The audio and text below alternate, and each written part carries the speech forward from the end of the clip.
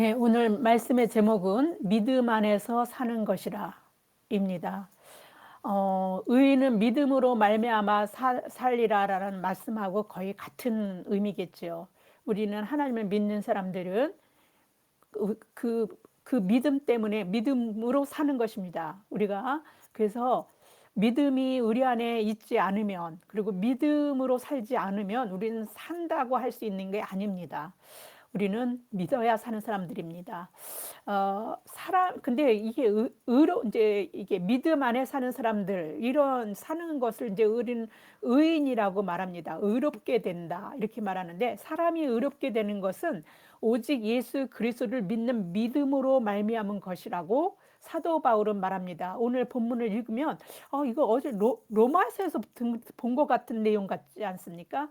이 갈라디아서의 이야기들은 거의 로마서의 축소판 같은 건데, 순서적으로는 갈라디아서가 먼저 쓰여졌습니다. 이렇게 사람이 의롭게 되는 것은 그리스도를 믿는 믿음으로 말미암아서 그렇게 의롭게 되는 것이라는 이 말은 신학적 용어로 이신칭의입니다. 이렇게 신학적 용어라도 하나님을 믿는 사람이면 이걸 한마디로 말하는 말을 낯설어 하지 말고, 이신칭의, 우리는 이신칭이야, 이렇게 그렇게 믿음으로 의롭게 되는 거야, 우리가 믿어야 구원받는 거야, 이런 같은 얘기를 다르게 표현하는 말에 우리가 좀 친숙해지고 익숙해져야 될 필요가 있습니다. 적어도 그래서 그리스도인이라면 이신칭이라는 말로 낯설어 하면 안 된다는 거죠. 왜냐하면 그것이 우리 믿음의 기본적인 그 말 한마디로 우리의 구원을 설명해 주는 거기 때문에 그렇습니다. 그리스도인이 죄에서 해방되고 구원받는 유일한 방법이 이신칭이에요. 그래서 우리가 구원받고 사는 사람인데도 불구하고 그 말을 자체를 모른다는 건 어불성설이지 않습니까?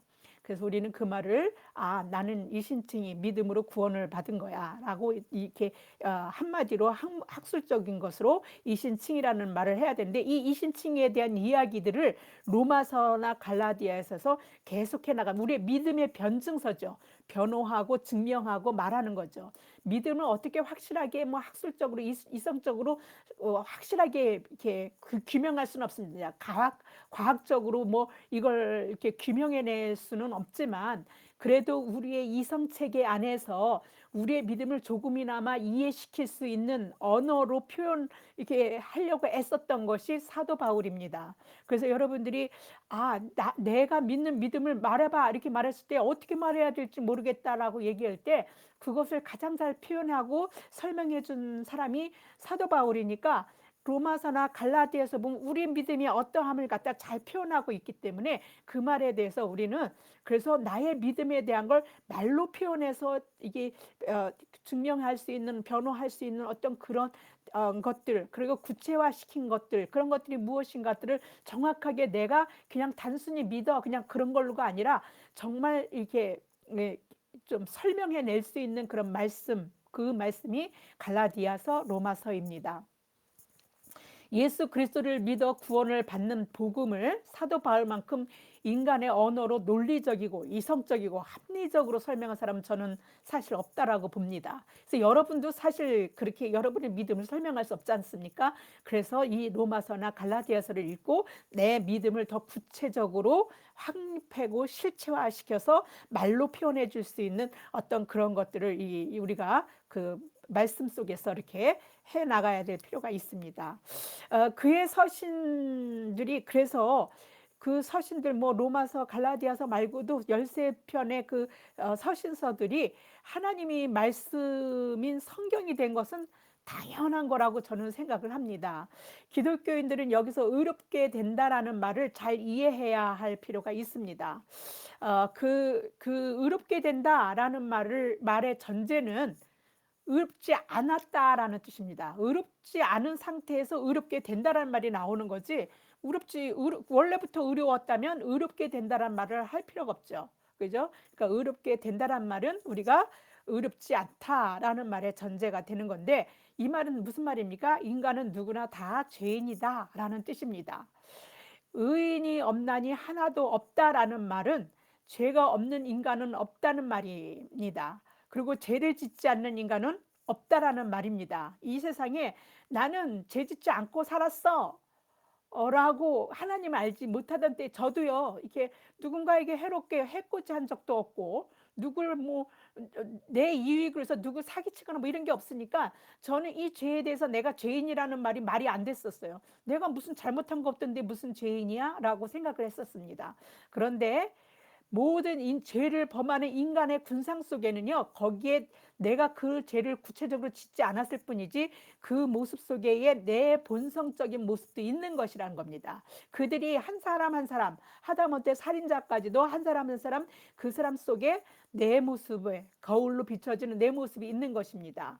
그래서 우리가 옛날에 세월호 사건 했을 때 그것은 그런 세월호 사건을 일으키는 잘못된 인간들이 있었을 뿐이야가 아니라 그러한 인간들의 모습 속에는 나도 있는 것이기 때문에 책임이 통감하게 되고 하나님 앞에 회개하게 되고 아이들한테 너무 미안하고 먼저 천국에 간 사람들한테 미안하고 그런 세상을 만들어낸 우리들이 참 너무 회개할 수밖에 없고 울 수밖에 없고 그러한 나의 모습들 그래서 앞으로 그렇게는 살지 말아야 되겠다. 조금이라도 하나님이 원래 만들어줬던 세상처럼 우리는 하나님을 아는 사람은 적어도 세상을 그렇게 우리 후손들이 살아가는 데에 어렵게 만들지 않고 조금이라도 좀 더 살 수 있는 세상으로 하나님이 우리를 살아가는 세상으로 만들어 놓은 세상이니까 우리도 그렇게 살아야 되겠다라는 생각을 갖게 했습니다. 그러니까 내가 죄를 짓지 않았다라고 죄인이 아니라 나는 죄인이 아니야라고 하는 게 아니라 이런 죄의 인식이 굉장히 필요합니다. 죄의 인식이 없이는요, 구원의 감사함이나 은혜가 없는 것입니다. 구원의 은혜는 내가 죄인이라는 것에서부터 출발해야 되는 겁니다. 어, 그래서 우리는 자기 자신만 들여다봐도 죄를 충분히 깨달을 수 있는 것입니다. 그런데 사람들이 있습니다. 저가 그렇게 느꼈던 것처럼 나는 나쁜 생각도 하지 않고 누굴 해롭게 한 적도 없으므로 나는 인간은 누구나 죄인이다라는 말에 동의할 수 없어. 난 죄짓지 않았거든. 네, 뭐 그럴 수 있죠. 저도 그랬던 사람이었으니까. 그러나 인간의 본성은 어떤 사람에게는 있고 또 어떤 사람에게 없는 게 아닙니다. 인간의 본성은 인간의 보편적인 특성을 말하는 것입니다. 내게서는 발현되지 않았지만 내게서는 그런 죄가 드러나지는 않았지만 다른 인간 그런 죄를 범한 다른 인간의 모습 속에서 무수히 많은 그런 죄들이 내게도 일어날 수 있는 가능성이 언제든지 있었다라는 것입니다. 나는 인간이기 때문에. 그래서 그러한 것들을 죄를 범하는 죄인들을 우리가 그 모습들 그 뉴스를 듣고 이렇게 하면서 계속 접하는 겁니다. 자신이 죄인이라는 것을 얼마든지 우리는 그런 것들을 통해서 알 수 있다는 것이죠. 육체의 욕심으로 일어나는 죄의 모습들, 그래서 하나님 나라를 위협으로 받지 못하는 것들을 사도 바울이 이렇게 말씀 속에서 열거하고 있습니다. 어떤 것입니까? 여러분들이 많이 보는 것들입니다. 세상을 살면서 뭐 그냥 흔한 것들입니다. 갈라디아서 5장 19절에서 21절 말씀입니다. 육체의 일은 분명하니 곧 음행과 더러운 것과 호색과 우상숭배와 주술과 원수 맺는 것과 분쟁과 시기와 분냄과 당짓는 것과 분열함과 이단과 투기와 술취함과 방탕함과 또 그와 같은 것들이라. 전에 너희에게는 경계한 것 같이 경계하노니 너희에게 경계한 것 같이 경계하노니 이런 일을 하는 자들은 하나님의 나라를 유업으로 받지 못할 것이다. 흔히 볼 수 있는 이러한 일들이 우리가 하나님 나라 천국에 갈 수 없다는 거예요. 천국 백성이 될 수 없는 것들이라는 겁니다. 요즘에는 우리가 TV를 보면은요, 어, 뭐 카드로 그거 보는 거 뭐죠? 뭐 이렇게 근데 그러한 카드 점술 같은 거 이름이 제가 생각이 안 나는데 어쨌든 그런 것들 그냥 재미로 보는 거야라고 우습게 나서는 그 기독교인들도 뭐 그런 것들에 대해서 별로 하지 않습니다. 그러니까 죄의식을 느끼지 않는 거죠. 근데 주술이야 주술. 그 주술하고 같은 거. 그러니까 나는 주술은 안 졌는데 죄를 안 졌는데 그렇게 빠져나갈 수 있는 게 아닙니다. 그냥 저기 뭐야 이게 공적인 방송에서도 그런 사람들이 나와 갖고 연예인들의 어떤 미래를 뭐 얘기하듯이 앞일을 어떤 얘기하고 뭐 이러지 않습니까? 그걸 뭐 그냥 재미니까 하고 웃어 넘길 일이 아닙니다. 술 취하는 거, 분쟁, 시기, 저는 사람들하고 안 싸워왔습니까? 많이 싸워봤습니다. 시기요, 분내는 거, 당짓는 거요, 분열 이런 거요. 그냥 늘 허다하게 있는 일들입니다. 네, 근데 이게요, 하나님 나라를 유업으로 받지 못한다는 거예요. 너무 놀랍죠. 우리 천국에 들어갈 수 없다고 얘기합니다. 하나님이 다스리는 천국. 하나님 나라는요, 죄가 없어야 가는 나라예요. 근데 이런 일들은 다 어떤 일입니까? 죄 때문에 일어나는 일들이거든요. 그래서 죄가 없는 상태로 가야 되는데, 그러려면 죄의 문제가 해결돼야 갈 수 있지 않습니까? 그런데 모든 인간은 죄인이기 때문에 원래는 하나님 나라를 유업으로 받을 수 원래부터 없었던 존재들이라는 것입니다. 인간의 죄의 근원, 원죄가 창세기 3장에 나옵니다. 창세기는 모든 것들 우리가 이런 것 죄를 우리를 죄인이라는데, 그럼 죄는 어떻게 생긴 거야? 라고 말할 때 창세기로 들어가 보면 거기에 대해서 답을 합니다. 세상은 어떻게 생긴 거야? 하나님이 계셨다고 세상이 존재한다고, 인간은 또 어떻게 생긴, 이런 모든 기원들에 대한 것들을 이야기하고 있는 것이 창세기이거든요. 그래서 죄의 원죄도 우리가 인간의 죄의 근원인 죄인이라고 말하는 그 죄, 원죄, 그것들이 창세기 3장에 나옵니다. 인간의 원죄는 아담과 하와가 선악을 알게 하는 나무의 실과를 먹은 것에서 시작되었습니다. 그깟 나무 실과 하나 먹은 것 가지고 하나님 너무 쪼잔한 거 아니야? 이렇게 생각할지도 모르겠어요. 또 다시 하나님은 전지전능하시다며 그까짓 거 먹었어도 그냥 없다, 그렇게 할 수 있지 않나? 인간이 전지전능하시면 인간이 따먹고 죄를 지실 걸 아셨으니까 아예 잊지 않게 만들었으면 됐지. 그러면 죄도 짓지 않을 건데 이렇게 그런 질문들, 하나님을 알지 못하는 사람들이 많이 질문하는 거지 않습니까? 성경을 모르는 사람들은 이렇게 말합니다. 그러나 선악을 알게 하는 나무는요, 굉장히 은혜로운 거예요. 인간을 위해서 지어진 것입니다. 왜냐면요, 하나님이요, 인간을 너무 사랑해서 당신과 사랑을 나누려고 이, 이 세상을 만들어내고, 당신과 사랑을 사랑이지 않습니까? 사랑은 아까 그랬지, 행동하지 않는 건 사랑이 아니라고요. 하나님이 사랑으로 주고받는 사랑의 그 온전한 사랑을 인간과 나누어가면서 살아가려고 인간을 만드셨어요. 그러려면 로봇으로 만들 수는 없습니다. 그래서 하나님은 인간에게 당신과 똑같은 형상으로 만들고 자유의지를 주시고 이렇게 해서 만들어내실 수밖에 없었죠. 모험인 거죠. 하나님에게는요, 다 알고 있었어요. 그런데 이 장치가 뭐냐면요, 하나님이 하나님 되심이고, 그 장치 없이는 사람들은 착각해요. 내가 신이야. 내 인생 내가 사는 거지, 내가 신인 거지, 하나님이라는 것들 인식할 수가 없어요. 왜냐면요, 하나님처럼 다 하나님의 형상대로 지어졌기 때문에 그렇습니다. 거기다가 주어진 게 뭡니까? 자유의지입니다. 그러니까 내 마음대로 할 수 있어요. 그러니까 하나님과 단지 구별될 수 있는 것은 선악을 알게 하는 나무 하나인 것이죠. 그게 하나님은 하나님 되시고 인간은 인간이 피조물임을 아는 장치 딱 하나인 겁니다. 여러 가지도 헷갈리게 하지도 않으셨어요. 하나님이 사람이 살 수 있는 세상을 창조하시고 자연 만물을 인간에게 맡기셨어요. 그러니까 하나님이 당신 자연 만물도 당신 맘대로 한 게 아니라 인간에게 맘대로 할 수 있도록 이렇게 맡기셨다는 겁니다. 창세기 1장 26절에서 28절입니다.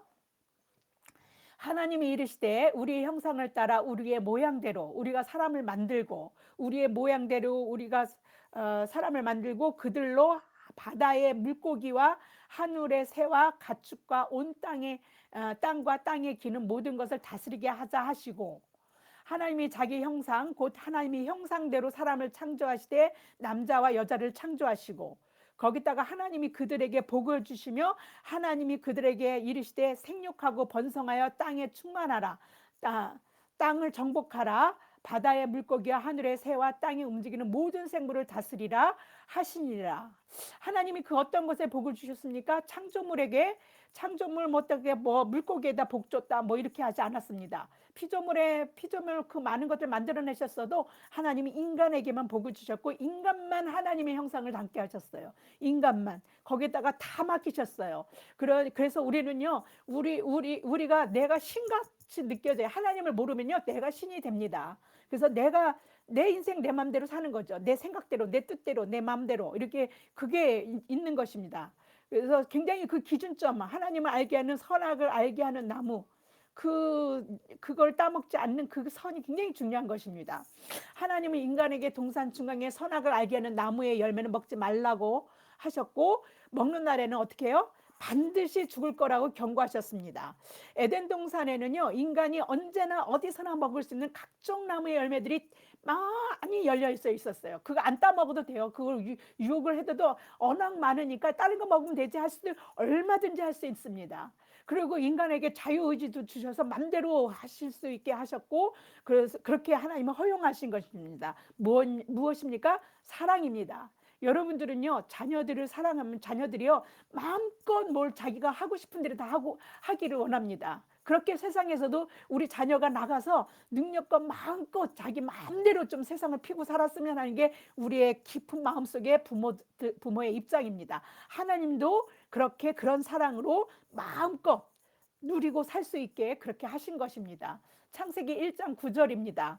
여호와 하나님이 그 땅에서 보기 아름답고 먹기에 좋은 나무가 나게 하시니 동산 한가운데는 생명나무와 선악을 알게 하는 나무도 있더라. 다 많은데 거기에 딱 동산 중앙에다 딱 하나 생명나무랑 선악을 알게 하는 나무를 넣으셨었어요. 왜냐하면 그거는 너희들이 좀 주목해서 주의하라. 다른 거 다 허용할 테니까 내가 하나님 되는 거와 너희가 피조물인 걸 잊지 말아라. 그래야 너희가 산다 하는 그거를 우리를 살게 하시기 위해서 딱 이렇게 하신 것입니다. 하나님이 인간을 자신의 형상대로 만드셨어요. 그리고 당신이 만든 자연 만물을 인간이 다스리도록 맡기셨습니다. 게다가 인간에게 자기 맘대로, 자기의 선택대로 할 수 있는 자유의지까지 하나님이 주셨습니다. 피조물인 인간에게 하나님의 피조세계를 맡기시고 자유의지를 주신 것은요, 인간과 하나님과의 차이가 없어요. 구별이 없어요. 그 어떤 구별점 없으면. 그래서 자신이 하나님이라고 착각할 만큼, 자신의 인생은 자기 것이야 라고 착각할 만큼 그렇게 살아갈 수 있도록 그런 것이기 때문에, 하나님의 그렇게 인간들이 그럴 거라는 걸 다 아시기 때문에 하나님에게서 이것은 큰 모험이고 위험을 감수해야 되는 것이었습니다. 하나님이 그렇게까지 하신 이유는 다른 게 없습니다. 이 이유가 하나님의 사랑이시기 때문에 그렇습니다. 저는 인간의 원죄에 대한 이야기에서 예수 그리스도께서 그 죄의 문제를 해결하시고 하나님으로부터 멀어져서 더 이상 갈 수 없었던 하나님에게로 돌아갈 갈 수 있는 그 길이, 그 예수 그리스도께서 이제는 이 원죄 때문에 이제 돌아갈 수 없는 이 길이 바로 이제 그 예수 그리스도께서 열어 주셨는데, 이 복음을 사도 바울이 이방인들에게 전한 이 복음, 이것을 오늘 저는 갈라디아 본문을 통해서 말씀드리려고 이렇게 원죄라는 말까지 끌어와서 지금 여러분에게 얘기하고 있습니다. 왜 복음인지, 복음이 왜 복음인지, 사도 바울이 전하는 것이 왜 복음인지를 그 얘기를 하고 싶어서 그렇습니다. 우리는 원래 구원받을 수 없는 존재인데 예수 그리스도께서 길을 열어서 죄의 문제, 인간의 이 죄 때문에 하나님께 같이 가까이 갈 수 없는 이 문제를 예수 그리스도가 해결하셨다. 그래서 우리가 그만 믿으면 우리는 구원을 받는다. 얼마나 이게 복음입니까? 그러니까 이 복음을 이제 전하려고 하는 겁니다. 다른 것은 없어요. 율법도 안 되고 아무것도 안 되는데 자꾸 율법으로 구원의 어떤 수단이 율법이어야 된다라고 그 유대주의자들이 말하기 때문에, 그래서 자꾸 자기 복음을 전한 것을 왜곡시키니까 사도 바울은 지금 로마서나 갈라디아에 있어서 이것을 정확하게 우리가 온전히 갈 수 있는 길에 대한 걸 설명하고 있는 것입니다. 하나님은 피조물인 인간에게 하나님의 피조세계를 맡기시고 모든 것을 허용하시고 자유의지를 주시고 형상까지 당신과 똑같은 인간, 그래서 하나님과 차이가 없는 그렇게 만들어 놓은 인간에게 단 하나 생명, 그거를 모를 때는 죽음이거든요. 그러니까 그 차이, 단 하나의 명령, 하나님의 말씀이 있었습니다. 창세기 2장 16절입니다.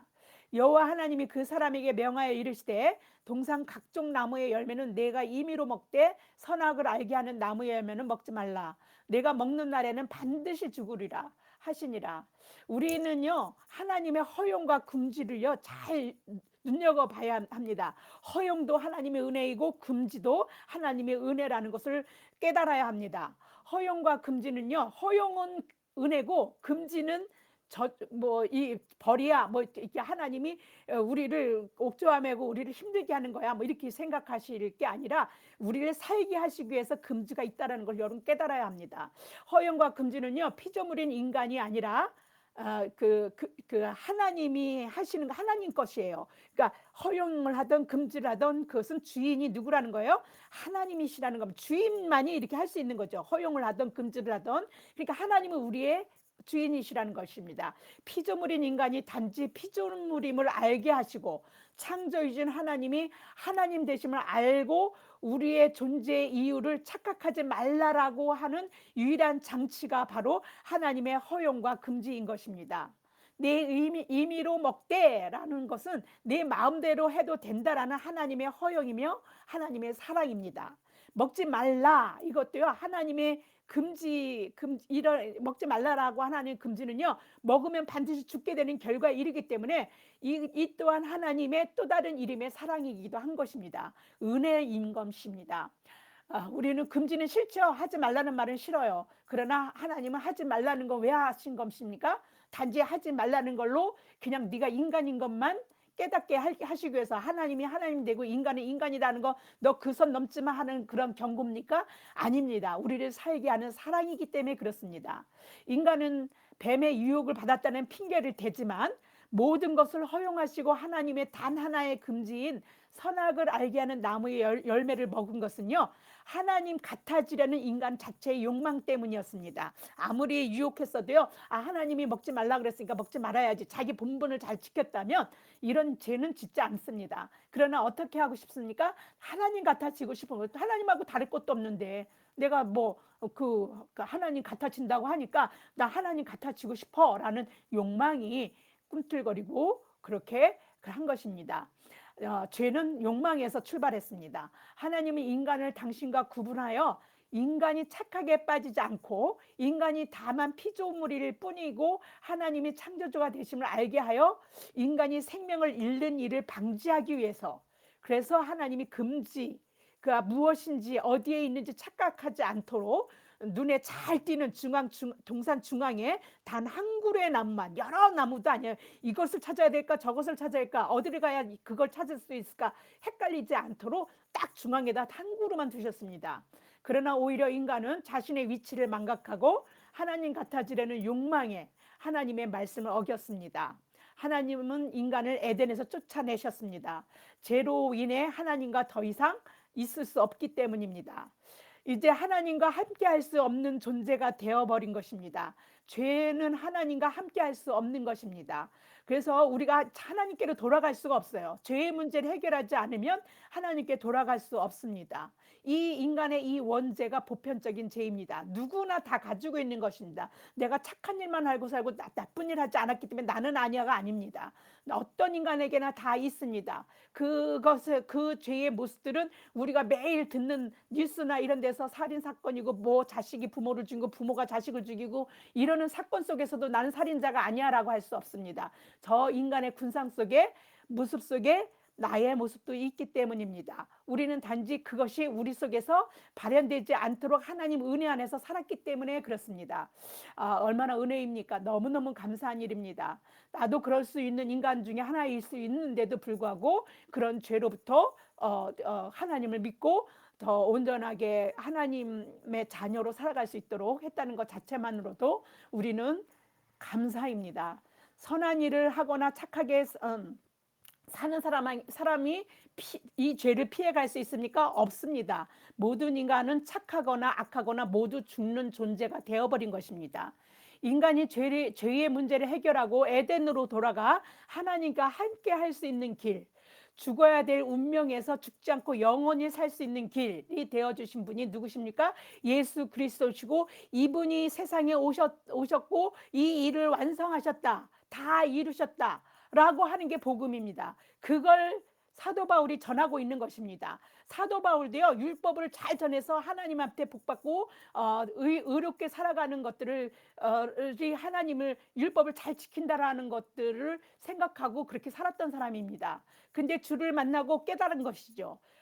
복음이 이것뿐이었구나, 이 길뿐이었구나. 복음을 전했습니다. 그래서 잘 전했는데 그 전에 자신과 같이 생각했던 그 사람들이 다시 와서 그 자신이 복음을 전한 교회에다가 다시 율법을 이제 율법도 지켜야 복을 받는다. 막 이렇게 하니까 복음이 훼손되는 것이죠. 예수 그리스도 외에 다른 복음은 없습니다. 이 세상에 죄를 대속해 주었다는 그 어떤 성인이 있습니까? 들어본 적 있습니까? 없습니다. 그런 신이 있습니까? 없습니다. 인간의 죄를 대속하시려고 십자가를 지신 분, 그리고 몸소 부활하심으로 우리가 부활하고 영생할 수 있음을 실제로 보여주셨던 분, 역사에서 그런 제자들이 증명하지 않았습니까? 사도행전에 보면 내가 보고 본 바를 내가 전한다, 뭐 이게 막 말씀으로 직접 보고 진짜 함께 살았던 사람들이 전하고 있지 않습니까? 세상 마지막 날에 최후 심판까지 하실 분, 이분이 누구십니까? 이거는 예수님이 말씀하신 것입니다. 그래서 제자들은 그 말씀을 들었던 사람들이고 이 말을 전했습니다.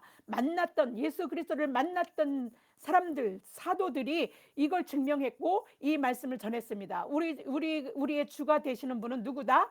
예수 그리스도시다라고 전한 것이다. 이 복음을 전했는데 그래서 이 복음이 훼손되는 것들을 자기 신이 복음을 전한 교회가 그렇게 하고 있기 때문에 갈라디아서를 쓴 것입니다.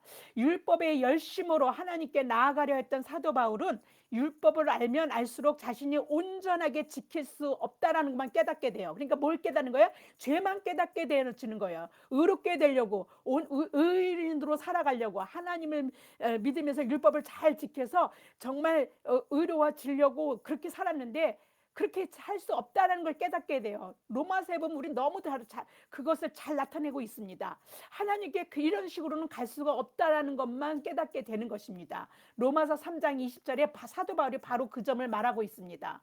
그러므로 율법의 행위로 그의 앞에 의롭다 하심을 얻을 육체가 없나니, 이걸 깨달은 거예요. 율법으로는 뭐예요? 죄를 깨달음이니라. 예, 율법으로도 갈 수 없었던 하나님께 돌아가는 길, 하나님의 자녀가 되는 그 유일한 생명의 길, 그 길이 되어주신 분이 예수 그리스도라는 것을 어떻게 알았습니까? 다메섹 도상에서 예수 그리스도를 만나고 알았습니다. 그 길은 예수 그리스도를 몰라서 그리스도를 핍박하러 가는 그 길이었습니다.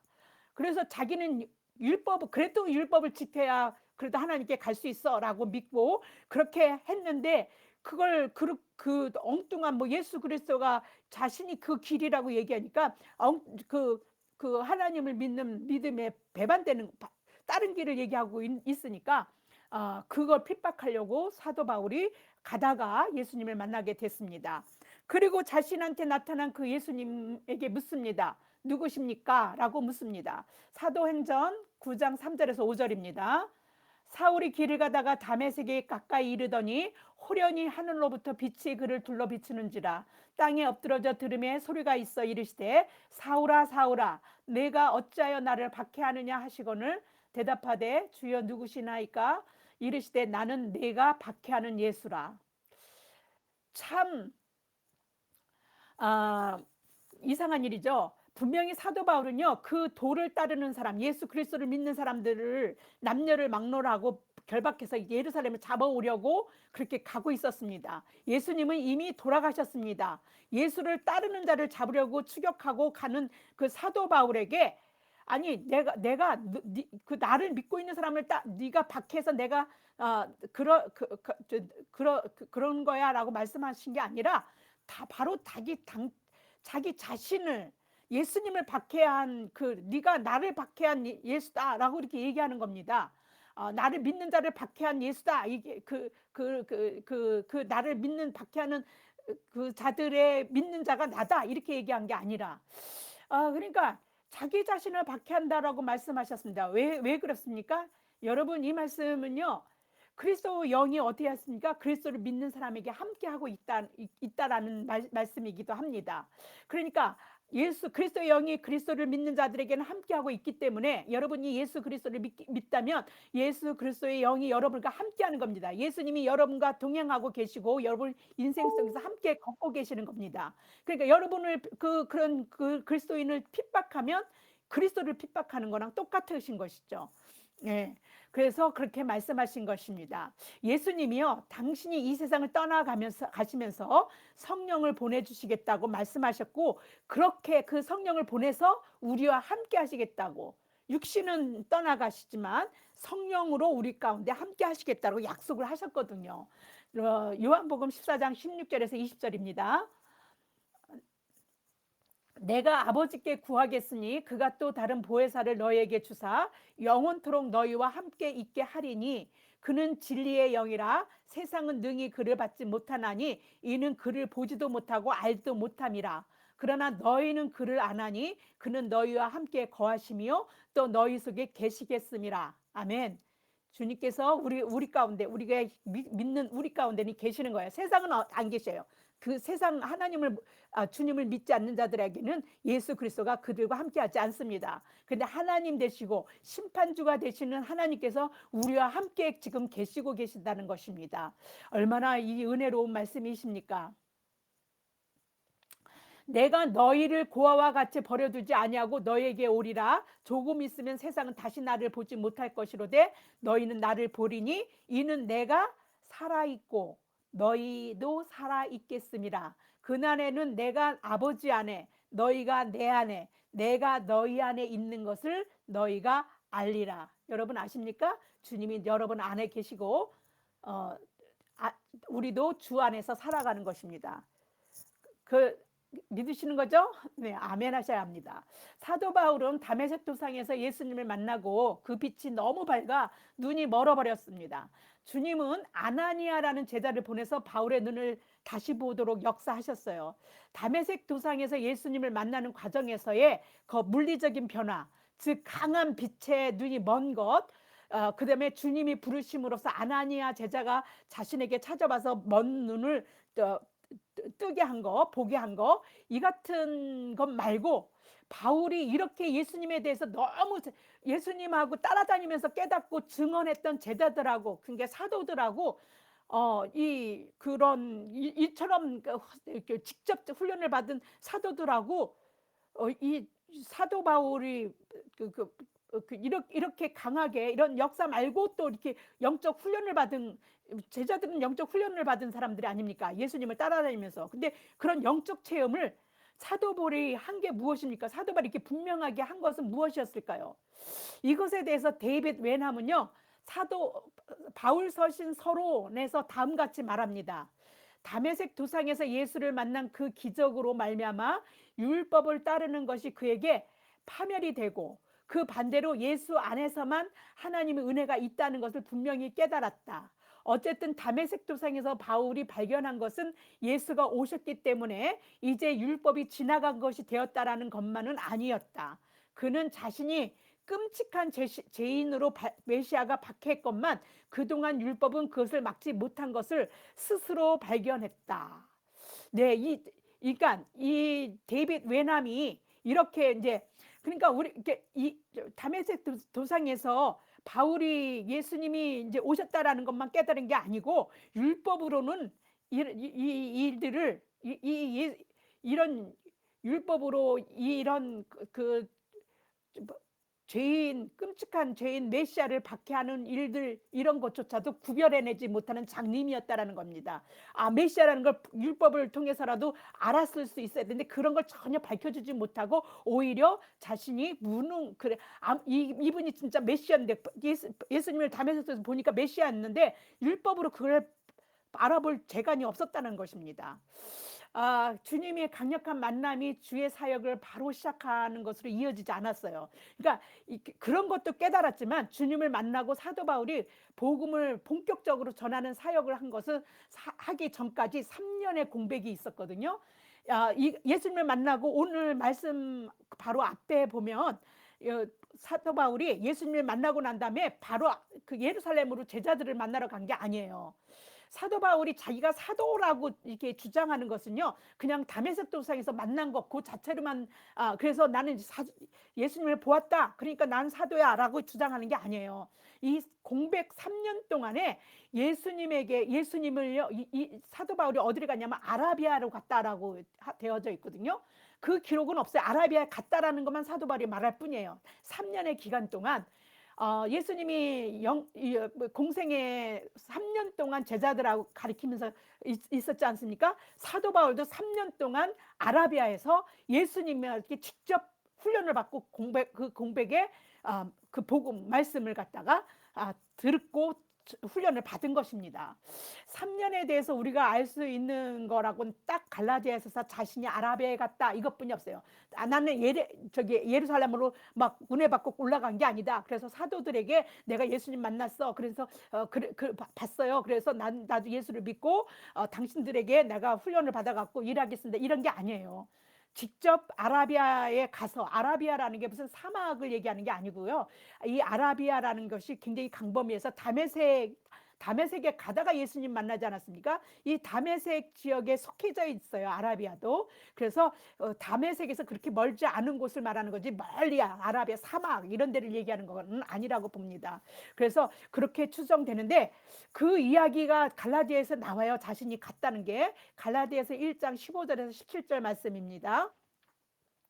그러나 내 어머니의 태로부터 나를 택정하시고 그 은혜로 부르신 이가 뭐예요? 자신은 막 그 예수를 믿는 자를 핍박하러 나서긴 했지만, 그러는 모든 과정 그 이전에 예수님이 이미 나를 택했다는 거예요. 어머니, 이미 여러분을 이미 난 자신이 믿은 것 같지만요, 이미 택하신 겁니다. 그래서 그 택정에서 은혜로 부르신 이가 그의 아들을 이방에 전하기 위하여, 예수 그리스도를 전하게 하기 위해서 그를 내 속에 나타내시기를 기뻐하실 때에 내가 곧 혈육과 의논하지 아니하고, 그러니까 다메섹 두상에서 당신을 나타내시고 너가 이방인의 사도가 될 것이다라고, 이렇게 이방인에게 나를 전해야 될 것이다, 복음을 전해야 될 것이라고 예수님이 직접 말씀하셨는데, 그럴 때 그것을 혈육과 의논하지 않고 나보다 먼저 된 사도들을 만나러 예루살렘으로 가지 않고 아라비아로 갔다가 다시 다메섹으로 돌아왔다. 그게 이제 3년의 기간인 거죠. 그때 뭐 했겠습니까? 3년 동안 예수님이 공생의 3년 동안 제자를 훈련시킨 것처럼 사도 바울을 훈련시키고 영적 체험들을 했다라고 그렇게 저는 보고 그렇게 믿습니다. 저도요, 예수님을 본 적이 있습니다. 예수님을 만났습니다. 그런데 저는 사도라고 말 안 해요. 내가 봤다고 얘기해서 나는 사도라고 말하지 않습니다. 왜요? 저는 사도 바울처럼 뭐 예수님이 만나서 나를 훈련시켜 주시거나 이렇게 한 게 아니기 때문에 그냥 은혜로 본 적이 있다는 것 뿐이죠. 그런데 이렇게 사도 바울은 다메섹 도상에서 만나서 기적적인 체험들을, 눈을 뜨는 체험이라든지 예수님의 소리를 듣는다든지 이런 체험들을 했다고 하더라도 그가 사도라고 자신 있게 말하는 것은 3년 동안 아라비아에서 예수님이 직접 가르쳤기 때문에 나도 사도다. 근데 이 사도는 그런데 그렇게 폄하하는 사람들에게 직접 예수님이 나를 사도가 되게 하셨다라고 강력하게 말하는 데는 그런 말이 있는 겁니다. 제자들이 사도가 된 것은 3년 동안 따라다니면서 훈련받았기 때문에 사도라 이렇게 얘기했잖아. 근데 나도 사도다. 아라비아에서 3년 동안 예수님으로 직접 훈련을 받았다라고 말할 수 있는 것입니다. 그 말이 어디에 나옵니까? 갈라디아서 1장 1절에 그 말부터 시작합니다. 왜요?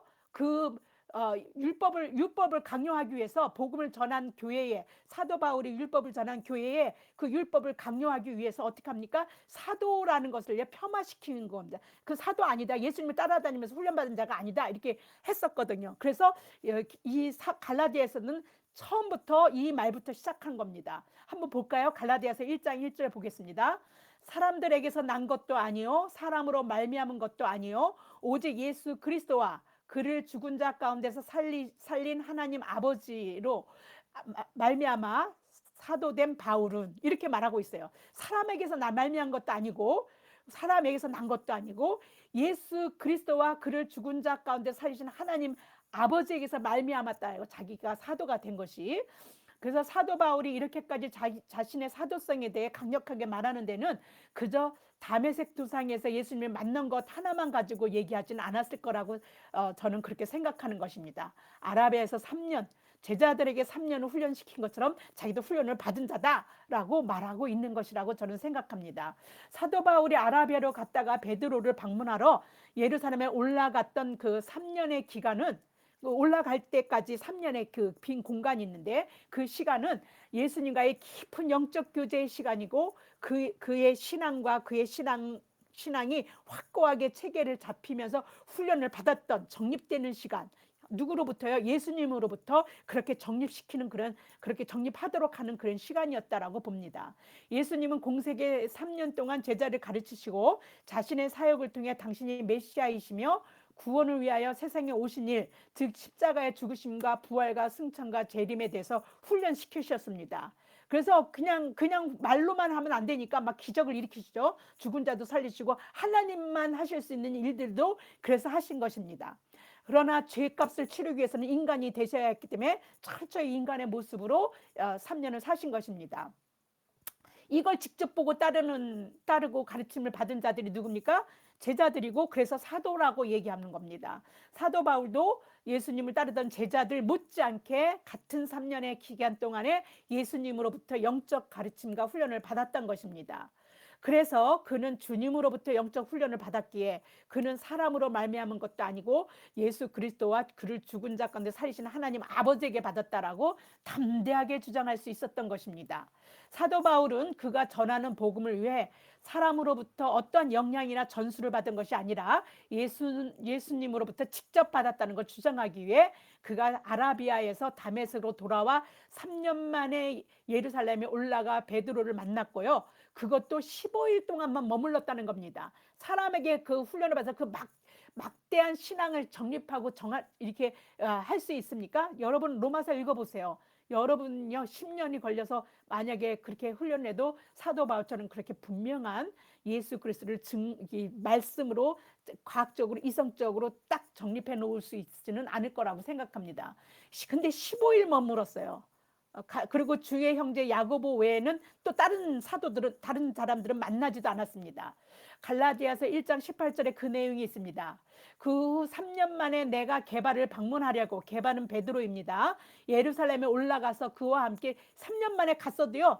3년 만에 갔는데 15일 머무는 동안 단 15일 머물렀어요. 그리고 다른 사람 만나지도 않았습니다. 주의 형제, 주의 동생이죠. 예수님의 동생 야고보 외에는 예수님의 제자인 야고보는 이미 참수형 당해서 없고, 지금 주의 형제 야고보 외에는 다른 사도들을 보지 못하였노라 이렇게 말하고 있습니다. 여러분은 15일 동안 말씀을 잘 알고 계신 믿음 좋은 목사님을 만나서 만약에 예수님에 대한 가르침을 배웠다고 칩시다. 그러면 바울처럼 그렇게 체계적으로 정리할 수 있겠습니까? 15일 만에?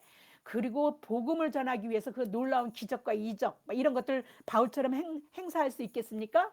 아마도 힘든 일이라고 봅니다. 이구동성으로 우리는 이렇게 그런 질문을 했다면 아니요 라고 말했을 것입니다. 네, 바울은요 자신의 복음 사역이 사도가 된 복음 사역, 그리고 자신이 사도가 된 것이 이처럼 사람에게서 난 게 아니고 하나님에게서 온 것이라고 말하고 있는 것입니다. 그래서 갈라디아서 1장 11절에서 12절 말씀에는 이렇게 말합니다. 형제들아, 내가 너에게 알게 하노니 내가 전한 복음은 사람의 뜻을 따라 된 것이 아니니라. 이는 내가 사람에게서 받은 것도 아니요 배운 것도 아니요 오직 예수 그리스도의 계시로 말미암은 것이라. 예수님께서 계시해 주셨다는 것입니다. 사도 바울은요 하나님의 계시로 14년 후에 다시 예루살렘에 올라갑니다. 하나님이 올라가라고 하셔서 올라갔다라는 얘기입니다. 갈라디아서 2장 1절에서 2절입니다.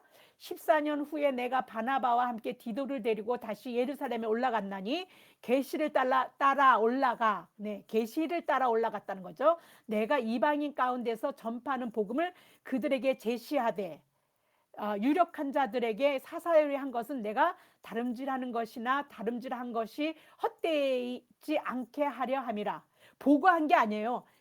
내가 이런 복음을 이렇게 전했다라는 걸 제시하는 거지, 헛되게 이렇게 그들에게 보고성으로 알리려고 예루살렘에 올라간 게 아닙니다.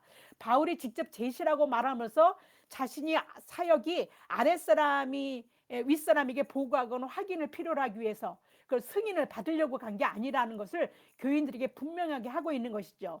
이건 뭐 베드로나 야고보에게 그가 묻고 자기는 사도 그런 예수님 직접 따라다니는 사도보다 좀 그를 반대하는 그런 유대주의자들이 주장하듯이 그가 폄하해서 그런 사도는 아니다라고 얘기하는 그런 사도가 아니라 자도 떳떳하게 자기는 사도로서 자기가 복음을 이방인에 어떻게 전했는지를 제시하는 거죠. 예루살렘 교회의 방문 때에 사도 바울은 바나바와 디도를 함께 했습니다. 어찌 보면 바나바와 함께 하면 괜찮은데 디도 이방인, 어찌 보면 바울이요 할례 받지 않은 이방인 디도와 함께 와서 그가 이방인에게 복음을 전한 것에 대해서 예루살렘의 그 교회 유력자들 누굽니까? 베드로와 야고보겠죠. 이렇게 복음을 제시하는 것은요 가히 그가 그 자체로도 굉장히 대담한 것입니다. 도발적이라고까지 이게 만약에 하나님에게서 직접 하나님이 그렇게 계시를 해주고 가서 그렇게 하라고 하지 않았다면 이렇게 말할 수 없습니다. 위축될 수밖에 없는데 그렇게 말하는 것은 이제 어쩌면 가서 그렇게 할 때 굉장히 분쟁의 여지도 있고 했기 때문에 굉장히 도발적인 행위라고 볼 수 있어요. 왜냐하면 초기 유대인 그리스도인들은요 베드로나 야고보도 마찬가지지만요 복음과 함께 그 율법에서 벗어나지 못했기 때문에 율법 전통을 고수하고 있었기 때문에 그렇습니다. 갈라디아 교회에 가만히 들어온 거짓 형제들이 바로 이러한 예수님을 믿지 않는 자들이 아니에요. 예수를 믿는 유대 그리스도인들이었다는 것입니다. 한 번은요 바울이 유대 율법의 전통을 따르는 초대 유대 기독교인들의 눈치를 보면서 외식하는 바나와 베드로를 비난한 적이 있어요. 아니 베드로 같은 자도 예수님의 수제자인 베드로도요 율법에서 벗어나지 못하니까 그가 누굽니까? 예수님이요 보자기에 왜 이렇게 천정에서 보자기가 내려와서 그 먹지 못해 그러니까 부정한 음식들이 있죠. 그게 보자기에서 내려와서 먹으라고 3번이나 예수님 말하는데 그거 부정해서 나 안 먹겠다고 얘기했습니다. 그랬더니 예수님이 당신이 그렇게 부정하다고 얘기하지 않는 것은 부정한 게 아니다. 정한 것이니까 먹어라 이렇게 얘기해서 먹게 됩니다. 뭡니까? 이방인에게 가야 될 거를 미리 알려주신 겁니다. 누구요? 이방인 고넬료의 가정에 가서 세례를 베풀고 하라는 거예요. 이방인은 누굽니까? 이스라엘 백성들이 부정하다고 여기는 자들입니다. 자기네들만 그 하나님의 백성이고 나머지는 다 부정한 것이죠. 이방인 그 가정에 가서 세례를 베풀고 그렇게 해서 그들이 막 성령 받은 것까지 다 체험했어요. 그런데도요 율법 전통 그러니까 율법 전통과 전통을 이제는 따를 게 아니라 예수 그리스도만 믿게 되면 된다라는 진짜 사도 바울의 그 복음이 정말이 진짜지 않습니까? 그런데 아직도 율법까지도 지켜야 하는 것처럼 벗어나지 못하고 있는 것이죠. 그 이야기를 사도 바울이요 그 베드로를 그렇게 해서 눈치 보는 그 베드로를 책망한 적이 있다라는 말을 갈라디아서 2장 11절에서 13절에서 하고 있어요. 게바가 안디옥에 이르렀을 때 책망받을 일이 있기로 내가 그를 대면하여 책망하였노라. 아까 얘기했죠. 게바는 베드로라고요. 야고보에게서 온 어떤 이들이 이르기 전에 게바가 이방인과 함께 먹다가 부정한 사람들하고 함께 먹는 건 부정해지는 거니까 함께 하지 않잖아요. 그런데 같이 밥을 먹어요. 왜냐하면 체험이 있잖아요. 고넬료 가정에서 그렇게 성령 체험하는 거. 그래서 그들하고 이런 유대 율법을 이렇게 지키면서 예수 그리스도를 믿는 사람들이 없을 때는요 먹어요 그들하고 같이. 근데 그들이 온다 그러니까 어떻게 해요? 그 할례자들을 두려워하여 떠나 물러가매 남은 유대인들도 그와 같이 외식함으로 바나바 누굽니까? 1차 선교 여행 때 같이 갔던 사람이 아닙니까? 그리고 바울을 안디옥 교회로 와서 사역하게끔 데려간 사람이 그 바나바이고 그 예루살렘 교회에서 바나바가 그리스도를 믿는 자들을 박해했던 사람이니까 사람들이 두려워했을 때 바나바가 변호해주고 그를 안심시키고 그가 정말 하나님의 사람이 되었다, 하나님의 일꾼이 되었다라고 이렇게 두둔해줬던 게 바나바인데 그 바나바까지 같이 베드로랑 외식 외식하는 자가 됐다라고. 그래서 그들의 외식에 유혹되었느니라 이렇게 말하고 있습니다. 예수님의 수제자도 유대 율법의 전통을 따르는 할례자들이라고 부르는 사람들의 눈치를 볼 정도로 초대 예루살렘 교회에서 사도 바울과 동반한 할례 받지 않는 이방인 디도와의 만남은요, 그 정도로 이 일들이 굉장히 대담한 행동이고 이게 굉장히 비난받고 이게 굉장히 막 갈등을 일으킬 수 있는 거기 때문에 아까 그래서 담대하다라고 얘기한 겁니다. 다행히 예루살렘 교회는요, 디도에게 할례 받을 것을 강요하지 않았어요. 그리고 오히려 이방인에게 복음을 전하는 사도 바울의 사역을 인정하고 친교의 악수까지 하게 되었습니다. 갈라디아서 2장 7절에서 9절입니다. 도리어 그들은 내가 무할라자에게 복음 전함을 맡은 것이 베드로가 할례자에게 맡은가 같은 것으로 보았고, 베드로에게 역사하사 그를 할례자의 사도로 삼으시니가 또한 내게 역사하사 나를 이방인의 사도로 삼으셨느니라. 또 기둥같이 여기는 야고보와 게바와 요한도 내게 주신 은혜를 알므로 나와 바나바에게 친교의 악수를 하였으니 우리는 이방인에게로 그들은 할례자에게로 가게 하려 함이라. 네, 이렇게 했습니다. 제가 갈라디아서 지금 이 내용들이 다 뭡니까? 갈라디아 1장에서부터 1장 후반에서부터 2장 전반에 거친 오늘 성경 본문 앞에 있는 얘기들을 그 얘기들을 사도 바울이 자기 사도성 변화하기 위해서 이제 하는 과정 속에서 그 선교 이방인과 선교 과정 속에서 하나님이 역사하시고 예루살렘 교회의 무할례자 이방인 동반한 거 막 이런 것들을 언급하면서 이제 나간 말씀들을 언급한 것들을 제가 말씀드린 것은 지금 오늘 성경 본문에 대한 것들을 얘기할 수 있는 그 배경을 여러분에게 말씀드리려고 이렇게 한 것입니다. 존 스토트 목사님이요, 그의 갈라디아서 강해에서 이렇게 말합니다. 바울은 문제가 무엇인지 분명히 보았다. 그것은 그저 할례와 비할례, 이방인의 풍습과 유대인의 풍습의 문제가 아니었다.